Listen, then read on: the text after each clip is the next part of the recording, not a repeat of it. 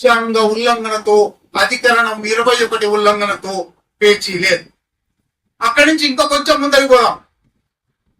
చట్టాల ప్రకారం ఒక వ్యక్తిని పోలీసు తూటాలు చంపితే ఈ పోలీసు ఆత్మరక్షణ కోసం మాత్రమే చంపాను, అవతల నుంచి మొదలు కాల్పులు జరిగాయి, నేను ఆత్మరక్షణ కోసం చంపాను అని రుజువు చేసుకోవాలి. రుజువు చేసుకోనంత వరకు ఆయన మీద హత్యా నేరం పెట్టాలి. ఆ పోలీస్ దళం మీద, ఆ పోలీస్ బలగం మీద హత్యా నేరం పెట్టాలి.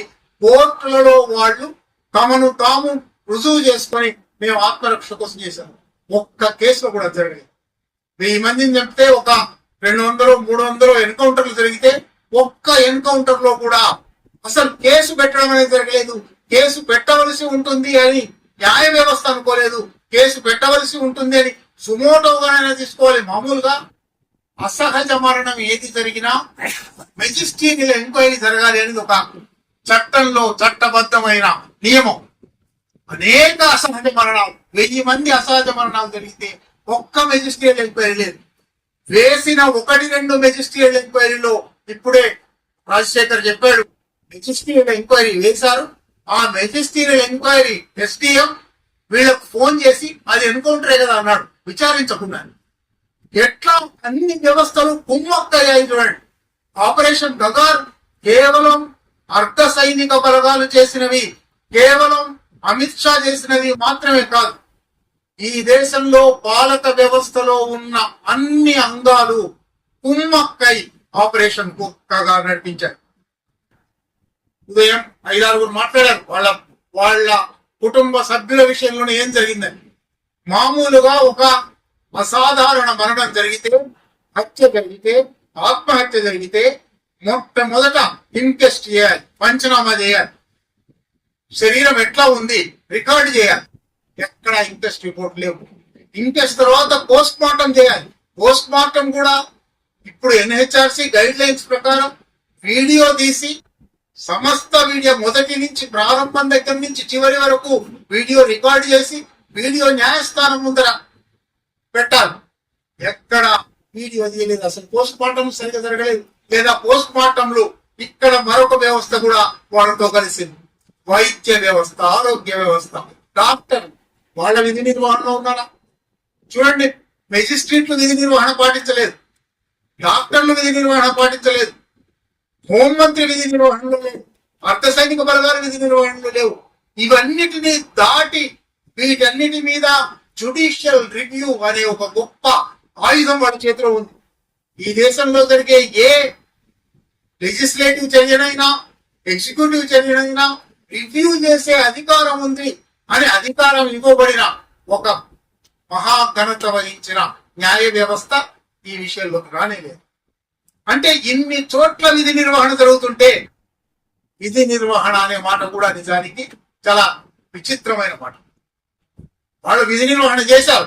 పాలక వర్గాల అనుకూల విధి నిర్వహణ, ప్రజల అనుకూల విధి నిర్వహణ జరగవలసిన చోట ఒక ప్రజాస్వామిక ప్రభుత్వం అంటే, ఎన్నికల ద్వారా అధికారంలోకి వచ్చిన ప్రభుత్వం అంటే, ప్రతి ప్రభుత్వ వ్యవస్థ, ప్రతి ప్రభుత్వ శాఖ విధి నిర్వహణ అంటే ప్రజల పట్ల బాధ్యతతో చేయాలి. కానీ పాలకుల పట్ల బాధ్యతతో విధి నిర్వహణ జరిగింది.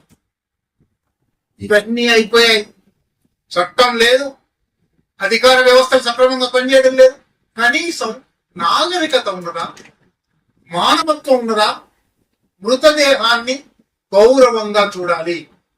మనిషి పెట్టారని, చిత్రహింసలు పెట్టారని, కరెంట్ షాక్ పెట్టారని, పోశారని ఈ వివరాలనేవి బయటికి రాకుండా ఉండడం కోసం ఈ వివరాలు బయటికి ఇంక్వెస్ట్ రిపోర్ట్ లో వచ్చేవి, పోస్ట్ మార్టం సరైన సమయంలో చేస్తే వచ్చేవి, లేదా కుళ్ళిపోకుండా సమయానికి ఇస్తే వచ్చేవి. ఈ పని చేయలేదు. ఇది కూడా అయిపోయింది. ఆ తర్వాత దశ వచ్చింది. ఇచ్చిన మృతదేహాన్ని కన్న బిడ్డను, సహచరుణ్ణి, తల్లిని, తండ్రిని, అనేక మంది వాళ్ళ ప్రేమగా చూసుకోవాలనుకుంటారు కదా, చివరిసారి ముద్దాడుకోవాలనుకుంటారు కదా. అది ఆ మృతదేహం అసలు ముట్టుకోవడానికి వీల్లేదు, వాసన భరించడానికి వీలు లేకుండా అటువంటి మృతదేహానికి అంత్యక్రియలు చేయడానికి కూడా వీల్లేదు. అంత్యక్రియలు కూడా అయిపోయి స్తూప నిర్మాణం, స్తూప నిర్మాణం మీద కూడా ఆటంకాలు. స్తూపం అంటే ఆ వీరురాలి జ్ఞాపకంగా ఉంటుంది. జ్ఞాపకాన్ని కూడా తొలిచేసి, అంటే ఆపరేషన్ కగార్ మనిషిని తొలగించడం మాత్రమే కాదు, మానవతను తొలగించడం మాత్రమే కాదు, చట్టాన్ని తొలగించడం మాత్రమే కాదు, జ్ఞాపకాన్ని కూడా తొలగించగలచ్చు. అందువల్ల ఆపరేషన్ కగార్కు వ్యతిరేకంగా మనం మాట్లాడాలంటే, ఆపరేషన్ కగార్ను అర్థం చేసుకోవాలంటే జ్ఞాపకాన్ని మేము నింపి ఉంచుతాము. నువ్వు జ్ఞాపకాన్ని కూడా చెరిపేయాలనుకున్నావు, నువ్వు చట్టాన్ని చెరిపేయాలనుకున్నావు, చట్టాన్ని అమలు చేయాలని అడుగుతాము. అందువల్లనే 2 అది రాశారు, బాధితుల న్యాయ పోరాటం మిగిలి ఉంది. బాధితులు ఇప్పటికీ కూడా ఇన్ని వ్యవస్థలు విఫలమయ్యాయి, ఇన్ని వ్యవస్థలు విధి నిర్వహణ పాటించలేదు కనుక ఈ వ్యవస్థల మీద ఎప్పుడో ఒకప్పుడు విచారణ జరగవలసి ఉంది, తగిన శిక్ష పడవలసి ఉంది అని మాట్లాడవలసి ఉంది. స్తూప నిర్మాణం మీద ఎటువంటి దానికి స్తూప నిర్మాణం ఇవాళ కొత్తది కాదు.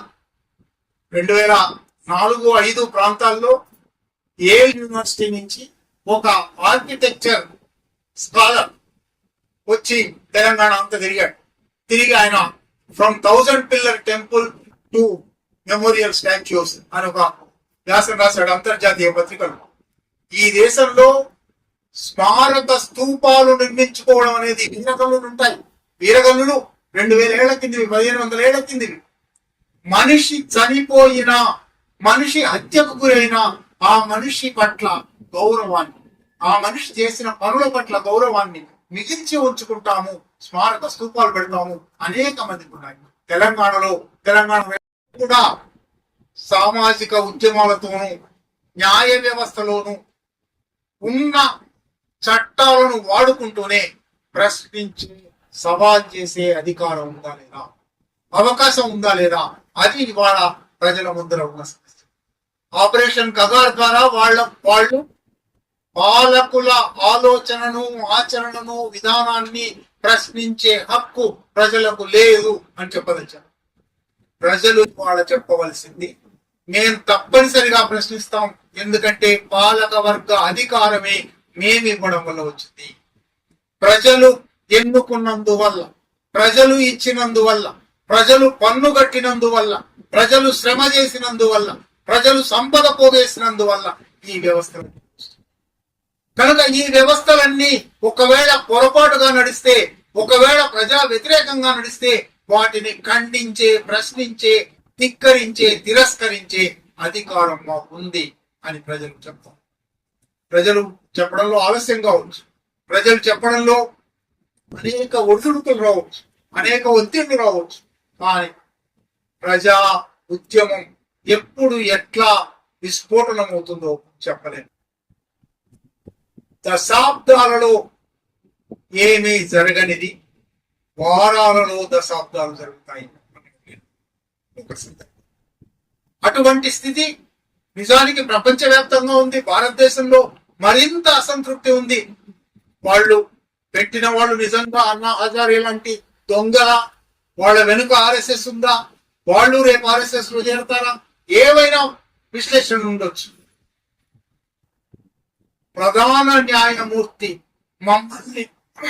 మమ్మల్ని అవమానించాడు, మమ్మల్ని పరాన్న బుక్కులు అన్నాడు, మమ్మల్ని బొద్దింకలు అన్నాడు అని ఒక చిన్న ట్రిగ్గర్ 2 కోట్ల మంది యువతరం ఆ కాక్రోచ్ జనతా పార్టీతో అసోసియేట్ కావడానికి దారితీసింది. అంటే దాని నుంచి గుర్తించవలసింది వాళ్ళేదో చేస్తారని, వాళ్ళేదో ఒరగబెడతారని కాదు. ఒరగబెట్టకపోవచ్చు. యువతరంలో ఎంత అసంతృప్తి ఉంది. ఆ అసంతృప్తి ప్రజానుకూలంగా ప్రజాపక్ష శక్తులు చేకూనితే ఆశావహమైన భవిష్యత్తు. నిరాశామయమైన స్థితిలో నుంచే, ఒక క్రైసిస్ లో నుంచే, ఒక బ్రేక్ డౌన్ లో నుంచే బ్రేక్ త్రూ ఎట్లా సాధించగలము అని ప్రపంచంలో ప్రజా సమూహాలు అనేక సార్లు చెప్పాయి. ఈ ఆపరేషన్ కగార్ కూడా ఒక క్రైసిస్, ఒక బ్రేక్ డౌన్, కానీ బ్రేక్ త్రూ ఉన్నది అనే విశ్వాసం పెట్టుకున్నప్పుడు, ఆపరేషన్ కగార్ ను సమగ్రంగా అర్థం చేసుకున్నప్పుడు, ఆపరేషన్ కగార్ అమలు చేసిన అనేక విధానాల లోగుట్టును అర్థం చేసుకున్నప్పుడు తప్పనిసరిగా ఆపరేషన్ కగార్ ను ఓడించగలము. అది పాలక వర్గాల తరఫున అంతిమ యుద్ధం అని వాళ్ళు అన్నారు. ప్రజల తరఫున అంతిమ యుద్ధం చేయవలసి.